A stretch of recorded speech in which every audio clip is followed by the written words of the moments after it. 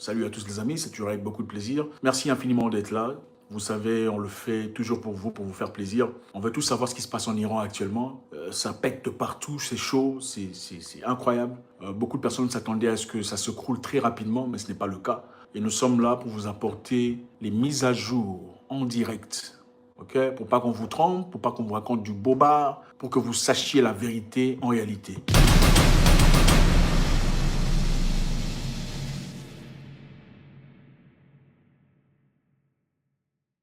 L'Iran vient de dévoiler le Fatah 2. Okay? Fatah 2. C'est un missile hypersonique iranien avancé dévoilé par le corps de gardien de la révolution islamique.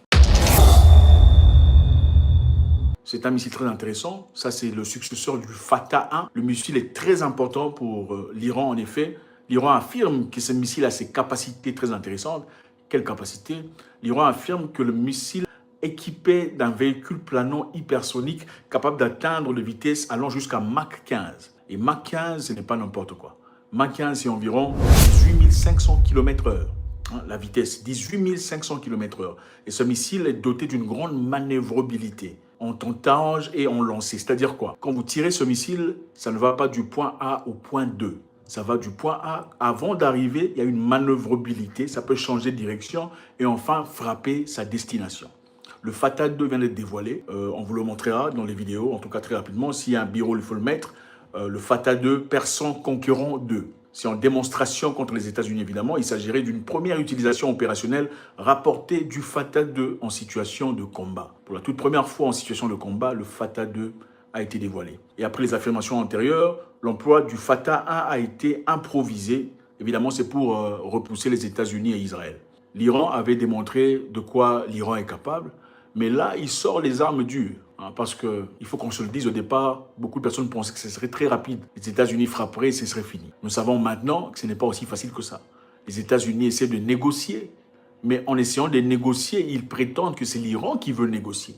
Et l'Iran dit non, nous on ne veut pas négocier. Okay? Trump voulait faire une exécution rapide. Maintenant, ils se rendent compte que ça ne sera pas aussi rapide qu'on le pensait. Le Fatah 2, c'est hypersonique, avec manœuvrabilité à la fin. Donc ce n'est pas facile du tout. Numéro 2, l'Iran dénonce les attaques américo-israéliennes contre les écoles et les hôpitaux. Les amis, nous savons très bien que ce n'est pas parce que c'est la guerre qu'il faut bombarder n'importe quoi. Il y a des éléments que tout le monde connaît, on ne bombarde pas. Les écoles, les hôpitaux. Okay, le président iranien a condamné les frappes menées contre des écoles et des hôpitaux par les forces américaines et israéliennes. Les attaques contre les écoles visent l'avenir d'une nation. C'est insupportable. Voilà ce qu'a déclaré le président Massoud Pezeshkian dans un message. Il dit « cibler des patients et des enfants viole ouvertement les principes humanitaires. Cibler des patients et des enfants, ça ne se fait pas. Le monde doit condamner cela. » Voilà ce qu'il dit. « L'Iran restera pas silencieux et ne cédera pas face à ce crime », a-t-il ajouté. Ont-ils vraiment bombardé les hôpitaux? Point d'interrogation très intéressant. Mais je pense que certaines personnes disent qu'il faut regarder dans le passé. Pour savoir ce que quelqu'un fera dans le futur, il suffit de regarder ce qu'il a déjà fait dans le passé, n'est-ce pas? Ont-ils raison ou pas? Nous avons vu à Gaza les écoles bombardées, les hôpitaux explosés. Est-ce que ça veut dire qu'ils sont capables de le faire en Iran? Question, on se pose. À vous de nous répondre. Mais est-ce que parce qu'ils ont bombardé Gaza, ça veut sincèrement dire qu'ils ont fait ça aussi en Iran? Question mark. Numéro 3, très intéressant, le CGIR attaque le pétrolier dans les détroits d'Ormuz. C'est-à-dire la garde républicaine, la garde de révolution islamique, affirme avoir attaqué un pétrolier présumé lié aux États-Unis dans les détroits d'Ormuz. Vous connaissez le détroit d'Ormuz, c'est un lieu très important dans la vie courante. Okay? Il y a un pétrolier américain ou lié aux Américains au nom de Atenova a été bombardé. Au moment où nous parlons, là, le pétrolier est encore en train de brûler. Okay? C'est toujours en feu après avoir été touché par 2 drones iraniens, a déclaré le chef du commandement. Okay? Cette force paramilitaire d'élite annonce avoir fermé la voie maritime. Donc, ils ont fermé le détroit d'Ormuz. Pour ceux qui ne connaissent pas le détroit d'Ormuz, on vous mettra la vidéo tout de suite, c'est très important comme milieu. C'est à partir de là que passe beaucoup du carburant que vous utilisez. Okay? Le détroit d'Ormuz assure le transit d'environ 1/5 du pétrole échangé dans le monde. 1/5, ça passe par là. Parce que quand vous pensez à l'Arabie Saoudite, vous pensez au Qatar, vous pensez à Dubaï et autres, c'est eux qui produisent le plus de carburant. Et c'est à partir de là que ça passe, juste à côté de l'Iran. Qu'est-ce qui va se passer maintenant? Le gaz liquéfié en provenant du Qatar et des Émirats arabes unis seront bloqués. Environ 20% de la consommation mondiale quotidienne de pétrole, soit 20 millions de barils, passent par ce corridor. Si l'Iran bloque, c'est vos habits, c'est le transport qui coûte plus cher. Pourquoi?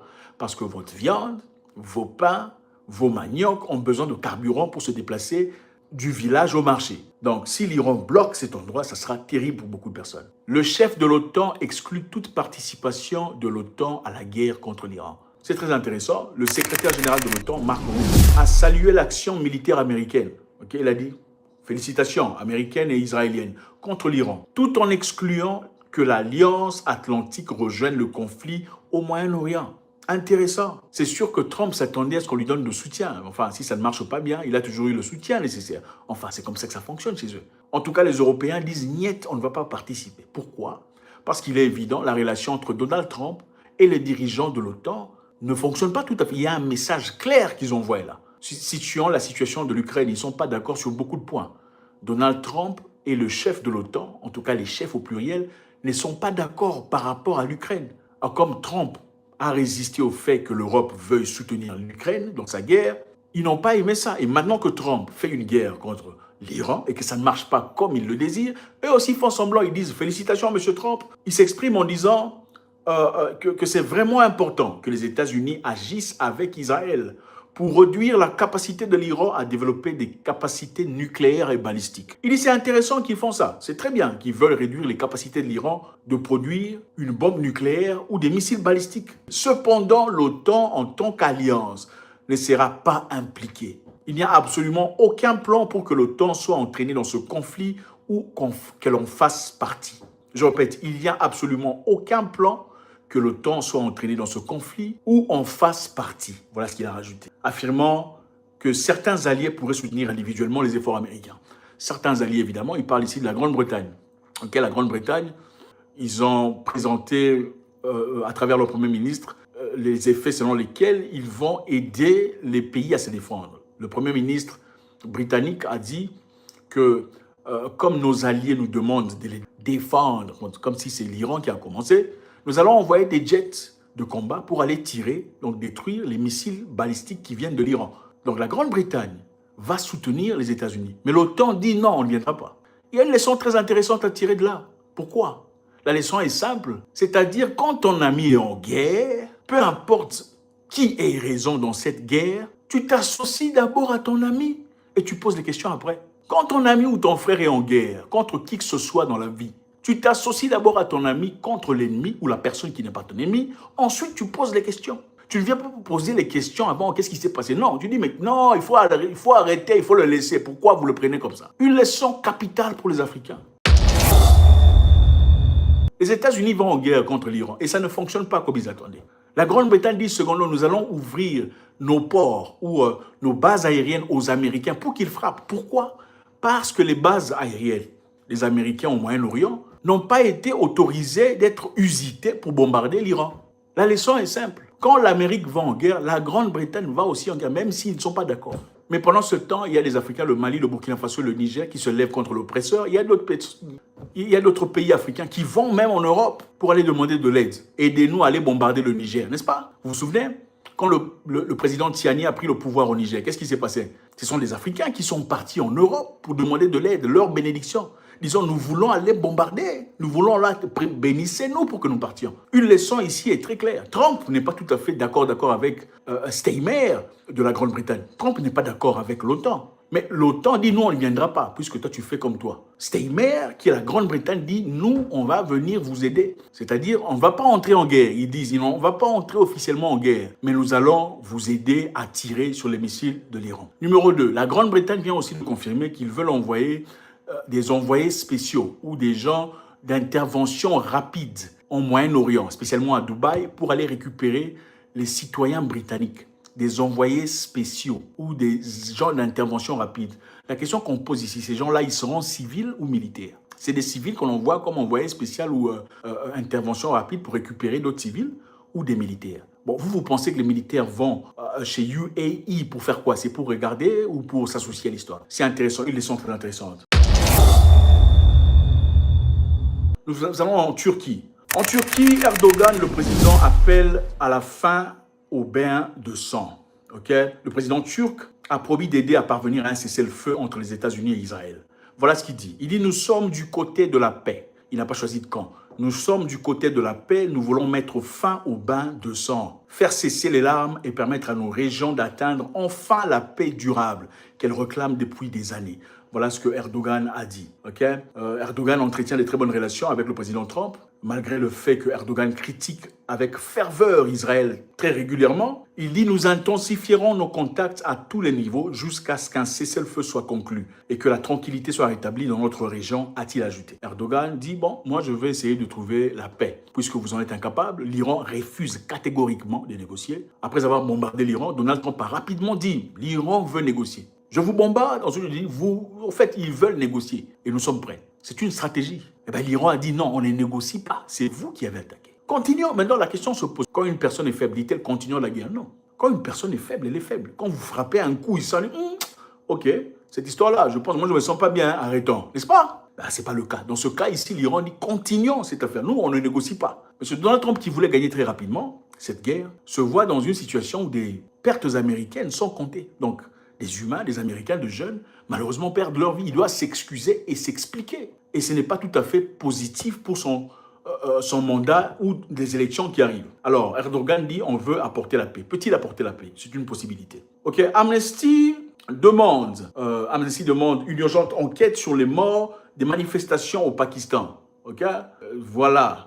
Manifestation de mort au Pakistan. Au Pakistan, ce qui s'est passé, il y a beaucoup de personnes qui sont parties à l'ambassade américaine, se lever, bousculer, fâchées à cause de ces frappes qui ont été effectuées et qui ont pris la vie du suprême leader. Au Pakistan, il y a beaucoup de gens qui le suivent, qui le respectent. Ils sont très en colère par rapport à ce qui s'est passé. Ils sont partis à l'ambassade des États-Unis. En effet, ils voulaient entrer dans l'ambassade. Les militaires sont sortis, ils ont tiré sur eux. Ok, c'est ça. Donc, c'est évident. Quand vous dérangez ici, en fin de compte, vous commencez à déranger tout le monde dans le monde. Voilà ce qu'ils disent. Ils ont dit la mort des manifestants ou les informations faisant état de l'utilisation des munitions réelles par les forces de sécurité contre ce rassemblement soulève de graves préoccupations quant à un usage illégal de la force. Les manifestants ont le droit de se rassembler pacifiquement, d'exprimer leur dissidence, même dans les moments forts de tension. Donc, au Pakistan, les Pakistanais sont partis à l'ambassade américaine pour leur dire, on en a marre, ils voulaient prendre l'ambassade. Le Fatah 2 a été lancé, tout premier, un missile hypersonique iranien a été dévoilé par le corps de gardiens iranien.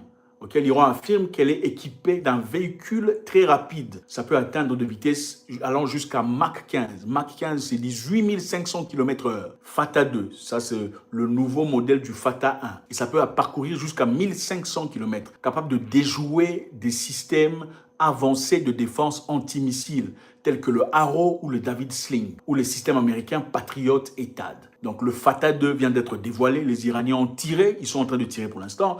Voilà peut-être une raison pour laquelle ils ne veulent pas négocier. L'Iran dénonce les attaques américaines-israéliennes contre les écoles et les hôpitaux. Ils disent que les Américains et les Israéliens ont tué 165 personnes et ont blessé 95 personnes dans des hôpitaux et les écoles. Si c'est vrai, c'est inacceptable, ça ne se fait pas, même en temps de guerre. Un pétrolier américain a été bombardé dans le détroit d'Ormuz. C'est toujours en train de brûler au moment où nous parlons. Il vient de bloquer le détroit, personne ne va passer. Le chef de l'OTAN exclut toute participation de l'Alliance à la guerre contre l'Iran. Ils n'iront pas en guerre contre l'Iran. Le chef dit, Mark Rutte, nous saluons l'action américaine et israélienne contre l'Iran tout en excluant que l'Alliance atlantique rejoigne le conflit au Moyen-Orient. Nous n'irons pas. Erdogan, le président de la Turquie, dit il faut mettre fin au bain de sang. Il se dit prêt, il dit nous sommes aux côtés de la paix. Nous voulons mettre fin au bain de sang, faire cesser les larmes et permettre à notre région d'atteindre enfin une paix durable qu'elle réclame depuis des années. Voilà ce qu'il a déclaré, il veut partir, discuter avec les Iraniens et les Américains parce que les Iraniens ne veulent pas écouter les intimidations. L'armée israélienne signale de nouvelles attaques depuis le Liban. Donc le Liban attaque l'Israël pour l'instant. Des alertes ont été déclenchées à Israël. Plusieurs zones israéliennes proches ont été touchées. Amnesty demande une enquête urgente sur les morts et des manifestants au Pakistan. Au Pakistan, les gens sont sortis pour aller bousculer l'ambassade américaine pour ce qui s'est passé en Iran. Ils ont trouvé ça inacceptable de tuer un leader comme ça. Et ces personnes ont été massacrer. Merci infiniment les amis, c'est toujours avec beaucoup de plaisir. On va vous emmener du show très régulièrement pendant que ça passe. Regardez notre vidéo prochaine qui arrive. C'est toujours avec beaucoup de plaisir. Et pour faire du bon, on va tous faire ça, ok? Faites tout ça avant de partir. Laissez un commentaire. Si vous aimez, dites super. Hein? Si vous n'aimez pas, écrivez médiocre. Comme ça, on saura. Super si vous aimez, médiocre si vous n'aimez pas. Suivez la vidéo qui arrive. À très bientôt. God bless.